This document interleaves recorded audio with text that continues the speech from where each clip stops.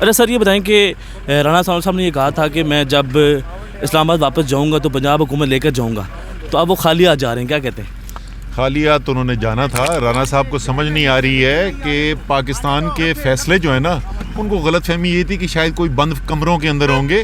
پاکستان کے فیصلے پاکستان کی عوام نے کرنے. تو سر یہ بتائیں کہ آپ اسمبلیاں کب تحلیل کر رہے ہیں؟ اسمبلیاں بس اس کے بعد جیسی کل کورٹ کا کیس ہے اس کے اندر دیکھیں کیا فیصلہ ہوتا ہے. اگر وہاں سے کلیئر ہو جاتا ہے تو اس کے بعد تحلیل ہو جانی چاہیے. ایسا کیا ہوا سر، آپ نے اتنا تھکا کے ان کو بٹھایا اور اس کے بعد اچانک بھائی جان کوئی حکمت عملی تھی نا جو آپ کو کامیاب ہوتی ہوئی نظر آئی. اچھا سر یہ بتائیں کہ جو لوگ یہ کہہ رہے تھے کہ عمران خان صاحب کو جو کیریئر ہے وہ ختم ہو چکا ہے اور آپ کے ایم پیز کو فون آ رہے تھے، وہ فون کون کر رہا تھا؟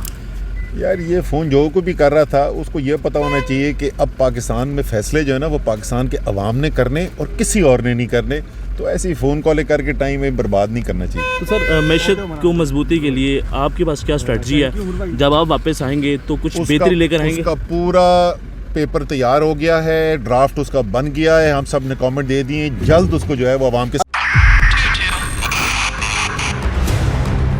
2022 بہت سارے تحفے بھی دیکھے گیا پاکستان کی عوام کو. پاکستان کی عوام کو ایک تحفہ یہ دیا کہ عوام کو پتہ چل گیا کہ پاکستان کا میڈیا کیا ہے.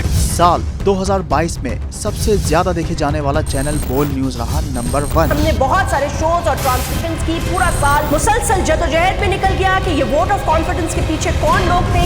توڑے ریٹنگ کے سبھی ریکارڈ. سوشل میڈیا پر بھی سب سے زیادہ تیزی سے 2.4 بلین ویوز کا سنگ میل عبور کیا. اینکرز کو بھی عوام میں سب سے زیادہ مقبولیت ملی اور سوشل میڈیا پر بھی بول رہا سب پر بھاری. سبسکرائب کریں اور بیل دبائیں تاکہ کوئی خبر رہ نہ جائے.